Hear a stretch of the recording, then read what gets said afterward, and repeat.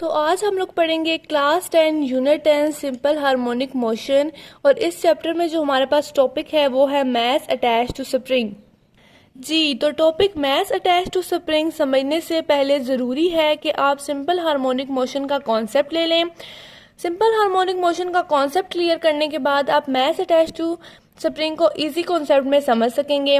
तो आज की वीडियो का स्टार्ट लेते हैं सिंपल हार्मोनिक मोशन के कॉन्सेप्ट से और फिर हम मैथ्स अटैच टू स्प्रिंग को समझेंगे। तो सबसे पहले सिंपल हार्मोनिक मोशन हमारे पास क्या है, टू एंड फ्रो मोशन है।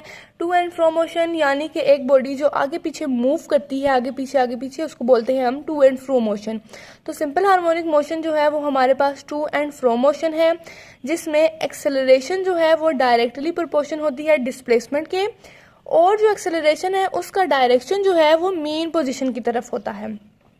क्या जाना हम लोगों ने, सिंपल हार्मोनिक मोशन जो है वो एक टू एंड फ्रो मोशन है जिसमें बॉडी आगे पीछे मूव करती है, जिसमें एक्सेलरेशन जो है वो डायरेक्टली प्रोपोर्शन है डिस्प्लेसमेंट के, और जो एक्सेलरेशन का डायरेक्शन है वो है मीन पोजीशन की तरफ। अब हमारे पास है maths attach to spring, ball and bowl system, motion of simple pendulum. ये एग्जीक्यूट करते हैं सिंपल हार्मोनिक मोशन, यानी कि इन तीनों में सिंपल हार्मोनिक मोशन पाया जाता है। मतलब कि जो इनकी एक्सेलरेशन है वो डायरेक्टली प्रोपोर्शन होती है डिस्प्लेसमेंट के, और जो एक्सेलरेशन का डायरेक्शन होता है वो भी टूवर्ड्स मीन पोजीशन होता है। तो आई होप आप लोगों को सिंपल हार्मोनिक मोशन का कॉन्सेप्ट समझ आ गया होगा। एक दफ़ा मैं फिर इसको अच्छे से रिपीट कर देती हूँ ताकि अच्छे से समझ आ जाए और आगे हमारे लिए कोई मसला ना बने। तो सिंपल हार्मोनिक मोशन जो है वो एक टू एंड फ्रो मोशन है in which acceleration of a body is directly proportion to displacement of a body from mean position and is always directed towards mean position, जिसमें हमारे पास है maths attach to spring, ball and bowl system, motion of simple pendulum. आज के इस chapter में हम लोग क्या डिस्कस करने जा रहे हैं, mass attach to spring with easy concept. तो आई होप कि आप लोगों को सिंपल हार्मोनिक मोशन के बारे में समझ आ गया होगा। अब हम लोग स्टार्ट करते हैं मैथ्स अटैच टू स्प्रिंग को। चाहे तो आप इसको नोट डाउन कर लें तो ये भी बेहतर होगा और इसका कॉन्सेप्ट भी क्लियर कर लें। जी, तो मैथ्स अटैच टू स्प्रिंग के लिए सबसे पहले आप लोगों को यहाँ पर 3 फिगर्स नज़र आ रही होंगी और हम डिस्कस करेंगे, पहली फिगर से स्टार्ट करेंगे, फिर सेकंड और फिर थर्ड इजी कॉन्सेप्ट के साथ। तो पहली फिगर में हमारे पास क्या है कि एक सिंपल स्प्रिंग है जिसके एक एंड के साथ हमारे पास कोई भी मैस अटैच्ड है और जो दूसरा एंड है वो किसी सपोर्ट के साथ अटैच है, और ये जो होल सिस्टम है वो प्रेजेंट है smooth horizontal friction less surface पर। आई होप आप लोगों को मेरी पहली बात समझ आ गई होगी। मैंने क्या बोला कि एक जो मैस है वो अटैच है एक एंड ऑफ स्प्रिंग के साथ, और जो दूसरा एंड ऑफ स्प्रिंग है वो किसी सपोर्ट के साथ अटैच है। दोनों एंड कंप्लीट हो गए, और जो होल सिस्टम है वो प्रेजेंट है smooth horizontal friction less surface पर। अब ये जो मैंने बात फिगर को डिस्कस करते हुए बोली, यही हम कंस्ट्रक्शन में लिख देंगे। कंस्ट्रक्शन में हम क्या लिखेंगे, consider a mass M attach to one end of spring and other end is fix with support, whole system is present on smooth horizontal friction less surface. I hope कि आप लोगों को मेरी पहली बात समझ आ गई होगी। अब देखते हैं अगली बात की तरफ। नेक्स्ट हमने क्या करना है कि जो मैस है उसकी हम लोगों ने डिस्प्लेसमेंट करवानी है। अब हम लोग क्या करें, हम मैस को हम लोग फोर्स लगाकर हमने मैस पर फोर्स लगाई, जिसकी वजह से मैस ने डिस्प्लेसमेंट कवर की, यानी वो अपनी मीन पोजीशन से, जहाँ पर मैस पहले था ना वो है हमारे पास O जो है वो हमारे पास मीन पोजीशन है, A एंड B हमारे पास एक्सट्रीम पोजीशन है। हम लोगों ने फोर्स लगाई, मैस ने डिस्प्लेसमेंट कवर की X। अब जब हम लोगों ने फोर्स लगा दी, मैस ने डिस्प्लेसमेंट भी कवर कर दी, अब मैस जो है वहाँ पर रुका तो नहीं रहेगा ना, उसमें कोई ना कोई फोर्स भी प्रोड्यूस होगी। तो अब यहाँ पर जो हमारे पास फोर्स प्रोड्यूस हो रही है वो है हमारे पास रीस्टोरिंग फोर्स। अब रीस्टोरिंग फोर्स को भी हम डिस्कस करेंगे। तो अभी जो हम लोगों ने सेकंड फिगर में जाना उसको हम डिस्प्लेसमेंट ऑफ M की हेडिंग देंगे और उसमें सब कुछ लिख देंगे। हम लोगों ने क्या किया, bye applying external force F body covers displacement X from O to A and restoring force is produce in it. यही बात बोली थी कि हम लोगों ने एक्सटर्नल फोर्स F लगाई जिसकी वजह से बॉडी ने क्या किया, डिस्प्लेसमेंट कवर की तो उसमें क्या किया, उसने रीस्टोरिंग फोर्स भी उसमें प्रोड्यूस होगी। अब हमारे पास रीस्टोरिंग फोर्स क्या होता है, रीस्टोरिंग फोर्स अब रीस्टोरिंग फोर्स क्या है? रीस्टोरिंग फोर्स ऑलवेज पुल्स और push the object performing oscillatory motion towards mean position. अब आप लोग सोच रहे होंगे कि ऑस्कुलेटरी मोशन क्या होता है। Oscillatory motion be to and fro motion है जो कि बॉडी आगे पीछे मूव करती है। रीस्टोरिंग फोर्स हमारे पास क्या है? सिंपल वर्ड्स में अगर देखें तो रीस्टोरिंग फोर्स एक ऐसी फोर्स है जो कि ऑब्जेक्ट को पुल्स और पुश करती है टुवर्ड्स मीन पोजीशन। ओके, समझ आ गई? रिस्टोरिंग फोर्स क्या है? रिस्टोरिंग फोर्स ऑलवेज पुल्स और push the object performing oscillatory motion towards mean position. अब जैसे ये रीस्टोरिंग फोर्स प्रोड्यूस हो गई तो हुक्स लॉ में हम लोगों ने पढ़ा था रीस्टोरिंग फोर्स के बारे में, तो हम यहाँ पर नीचे हेडिंग दे देंगे बाय यूजिंग हुक्स लॉ। अब हुक्स लॉ के बारे में लिखेंगे। हुक्स लॉ ने हमें क्या बोला था? फोर्स जो है वो डायरेक्टली प्रोपोर्शन है डिस्प्लेसमेंट के। अब हम प्रोपोर्शनैलिटी का साइन चेंज कर रहे हैं इनटू इक्वालिटी में, तो फोर्स जो है हम उसको रीस्टोरिंग फोर्स के उस पर देखेंगे तो F restoring force is equal to minus के एक्स। अब ये के क्या है हमारे पास? प्रोपोर्शनैलिटी से जब हम लोग इक्वालिटी में आएंगे तो हमारे पास के जो है हमारे पास कांस्टेंट ऑफ प्रोपोर्शनैलिटी होगा। अब स्प्रिंग कांस्टेंट कौन है हमारे पास? के है। तो spring constant define the stiffness of spring. I hope कि आप लोगों को यहाँ तक समझ आ गया होगा। सेकेंडली हम अब यूजिंग न्यूटन सेकंड लॉ करेंगे। न्यूटन सेकंड लॉ हमें क्या कहता है? F is equal to M A in term of restoring force. हम इसको डिस्कस कर रहे हैं। जितनी न्यूटन सेकंड लॉ हमें क्या बोलता है कि जितनी हम फोर्स लगाएंगे बॉडी में उतनी ही एक्सेलरेशन प्रोड्यूस होगी। अब ये दो इक्वेशंस बन गई हमारे पास। एक इक्वेशन हमारे पास बनी F is equal to minus के एक्स और दूसरी इक्वेशन हमारे पास बनी F is equal to M A. अब हम इन दोनों इक्वेशंस को कंपेयर कर देंगे। कंपेयरिंग में अब हम लोगों ने लिख दिया कंपेयरिंग इक्वेशन 1 एंड इक्वेशन 2। अब हम इनको लिख देंगे M A is equal to minus के एक्स। ओके, अब ये F R E S restoring force दोनों में थी, इसलिए हम इनको क्यों लिखें? तो हम लोगों ने M A is equal to minus के एक्स लिख दिया। अब देखें एम और के ये दोनों हमारे पास कांस्टेंट हैं। के हमारे पास कांस्टेंट आया और एम भी हमारे पास दोनों कांस्टेंट के हैं। तो ए के साथ जो एक्सेलरेशन के साथ एम है वो मल्टीप्लाई हो रहा है, इक्वल की उस तरफ लेकर जाएंगे तो हमारे पास डिवाइड हो जाएगा। तो ए इज इक्वल टू के ओवर एम माइनस के एक्स। अब के और एम हम लोगों ने क्या जाना कि वो दोनों कांस्टेंट के थे, तो a is equal to constant into minus x. अब कांस्टेंट एंड कांस्टेंट से हम लोग वापस प्रोपोर्शनैलिटी में जा रहे हैं, तो a directly proportion to minus x. यही हमें प्रूव करना था, यही हो गया। अब देखें हम लोगों ने सिंपल हार्मोनिक मोशन में क्या पढ़ा था कि जो एक्सेलरेशन है वो डायरेक्टली प्रोपोर्शन होनी चाहिए डिस्प्लेसमेंट के, और जो है उसका जो डायरेक्शन होना चाहिए वो टुवर्ड्स मीन पोजीशन होता है। अब देखें कंडीशन जो थी वो हमारे पास सेटिस्फाइड हो रही है। मास अटैच्ड टू स्प्रिंग जो है वो एग्जीक्यूट करता है सिंपल हार्मोनिक मोशन, क्योंकि हम लोगों ने प्रूव कर दिया कि एक्सेलरेशन जो है वो डायरेक्टली प्रोपोर्शन है डिस्प्लेसमेंट की, जो कि हमें सिंपल हार्मोनिक मोशन में हम लोगों ने पढ़ा था। अब इसमें जो हमारे पास क्वेश्चंस पूछे जा सकते हैं वो वेलोसिटी के बारे में और एक्सेलरेशन के बारे में पूछा जा सकता है। कॉन्सेप्चुअल क्वेश्चन एसएलओ बेस है, तो इसको देख लेते हैं कि जो वेलोसिटी है हमारे पास वो है velocity is maximum at mean position and zero at extreme position. Velocity हमारे पास क्या है? मैक्सिमम है एट मेन पोजीशन पर और वो जीरो है एक्सट्रीम पोजीशन पर। अब हमसे क्वेश्चन ये पूछा जा सकता है कि वेलोसिटी मैक्सिमम क्यों है मेन पोजीशन पर और जीरो क्यों है एक्सट्रीम पोजीशन पर, उसकी हम रीजन भी देखेंगे। अब देखें हमने क्या बोला कि वेलोसिटी जो है मैक्सिमम है मेन पोजीशन पर और जीरो है एक्सट्रीम पोजीशन पर। क्यों? क्योंकि जब हमारा मास जो है वो अपनी मेन पोजीशन पर है तो हम उसकी वेलोसिटी क्या है हमारे पास? मैक्सिमम है, क्योंकि जब हम उसको एक्सट्रीम पोजीशन पर लेकर जाएंगे तो उसमें रीस्टोरिंग फोर्स प्रोड्यूस हो जाएगी जो कि उसको उसकी टुवर्ड्स मेन पोजीशन की तरफ लेकर जाएगी, जिसकी वजह से वेलोसिटी हमारी एक्सट्रीम पोजीशन पर जीरो हो जाएगी। सिंपल इसका रीजन क्या है? रीस्टोरिंग फोर्स है, क्योंकि एक्सट्रीम पोजीशन पर हमारे पास रीस्टोरिंग फोर्स प्रोड्यूस होती है, जिसकी वजह से एक्सट्रीम पोजीशन पर वेलोसिटी जीरो होती है। तो आई होप आप लोगों को वेलोसिटी का कॉन्सेप्ट आ गया होगा कि वेलोसिटी जो है वो मैक्सिमम होती है मेन पोजीशन पर और जीरो होती है एक्सट्रीम पोजीशन पर। एक्सट्रीम पोजीशन पर वो जीरो क्यों होती है? बिकॉज ऑफ रीस्टोरिंग फोर्स, क्योंकि जब हम एक्सट्रीम पोजीशन पर जाते हैं तो हमारे पास रीस्टोरिंग फोर्स प्रोड्यूस होती है जो कि बॉडी को टुवर्ड्स मेन पोजीशन लेकर जाती है, जिसकी वजह से हमारे पास वेलोसिटी एक्सट्रीम पोजीशन पर जीरो हो जाती है।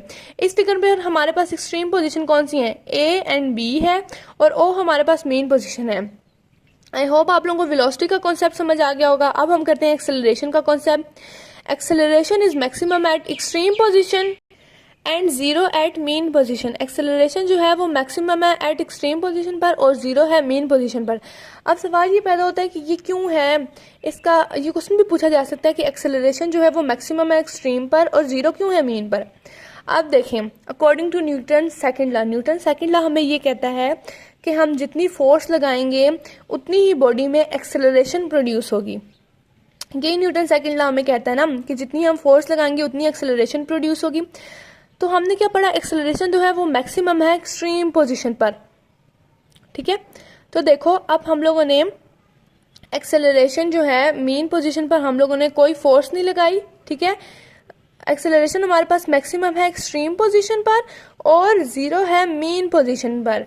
अब वो पूछ सकते हैं क्यों, तो क्यों का आंसर हम देंगे क्योंकि जब हमारे पास मास जो है वो अपनी मीन पोजीशन पर है उस पर हम लोगों ने कोई फोर्स नहीं लगाई। According to Newton second law जब फोर्स लगती है तो उसमें एक्सेलरेशन प्रोड्यूस होती है। मीन पोजीशन पर हमने कोई फोर्स ही नहीं लगाई तो उसमें एक्सेलरेशन कहाँ से प्रोड्यूस होगी। तो इसलिए जो मीन पोजीशन पर हमारे पास एक्सेलरेशन है वो जीरो है और एक्सट्रीम पोजीशन पर एक्सेलरेशन जो है वो मैक्सिमम है। आई होप कि आप लोगों को कॉन्सेप्ट समझ आ गया होगा।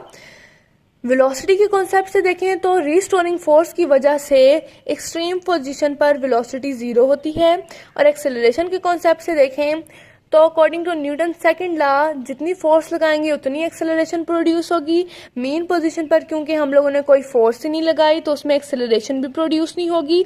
तो इसलिए जो क्या है हमारे पास एक्सेलरेशन है वो मैक्सिमम है एक्सट्रीम पोजीशन पर और जीरो है मीन पोजीशन पर।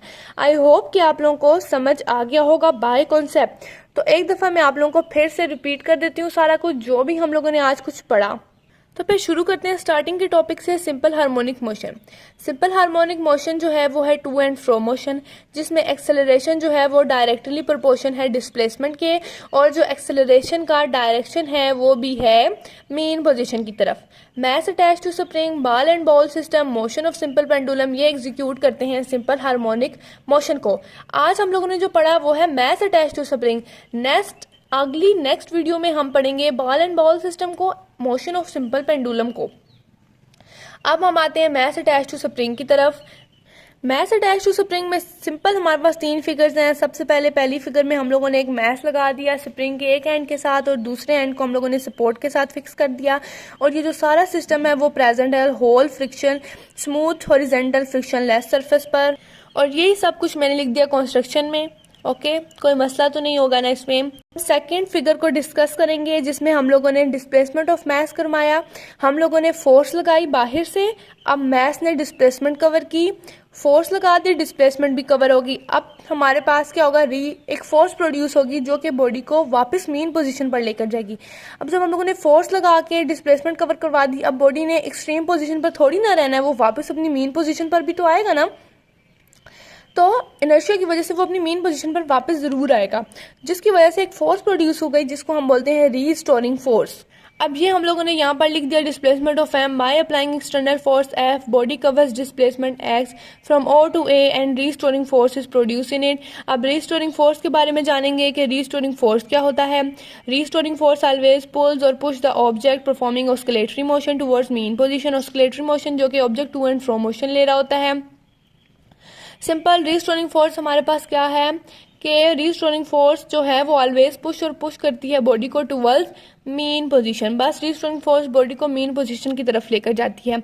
अब रीस्टोरिंग फोर्स आ गया, रीस्टोरिंग फोर्स की वजह से हम हुक्स लॉ को डिस्कस करेंगे क्योंकि हुक्स लॉ में रीस्टोरिंग फोर्स के बारे में बताया गया था। तो बाय यूजिंग हुक्स लॉ की हेडिंग देंगे force directly proportion to displacement. अब to change the sign of proportionality into equality हमारे पास एक कांस्टेंट आएगा वो होगा के। एफ रीस्टोरिंग फोर्स की टर्म में यूज करेंगे तो इज इक्वल टू माइनस के एक्स और इसको हम इक्वेशन 1 कह देंगे। अब जो के है हमारे पास वो स्प्रिंग कांस्टेंट आया है, हमारे पास स्प्रिंग कांस्टेंट हमारे पास के है तो spring constant define the stiffness of spring. अब हम लिखेंगे by using Newton second law F is equal to M A कि जितनी हम फोर्स लगाएंगे उतनी ही बॉडी में एक्सेलरेशन प्रोड्यूस होगी। इसको भी इक्वेशन 2 का नाम दे देंगे। अब वहाँ से इक्वेशन वन और यहाँ से इक्वेशन टू दोनों को कंपेयर करके लिख देंगे। कंपेयर लिखने के बाद m और k जो है वो हमारे पास दोनों कांस्टेंट हैं, तो a के साथ m जो है मल्टीप्लाई हो रहा था इक्वल की उस तरफ लेके जाएंगे, डिवाइड हो जाएगा और माइनस x वैसे आ जाएगा। अब k ओवर m जो थे कांस्टेंट थे, हम उनको a is equal to constant minus x लिख देंगे। अब हम वापस प्रोपोर्शनैलिटी का साइन चेंज करेंगे तो a directly proportion to minus x। अब देखें मास अटैच टू स्प्रिंग जो है वो एग्जीक्यूट कर रहा है सिंपल हार्मोनिक मोशन में। कैसे कर रहा है देखिए, सिंपल हार्मोनिक मोशन में हम लोगों ने क्या बोला था कि एक्सेलरेशन जो हो वह डायरेक्टली प्रोपोर्शन और डिस्प्लेसमेंट के साथ, और यहाँ पर क्या लिखा है हम लोगों ने, एक्सेलरेशन जो है वो डायरेक्टली प्रोपोर्शन है डिस्प्लेसमेंट के साथ। और बस हमारे पास सिंपल हार्मोनिक मोशन जो है हो गया प्रूव। अब इसमें हमारे पास दो चीज़ें और डिस्कस करेंगे, वो है हमारे पास वेलोसिटी और एक्सेलरेशन।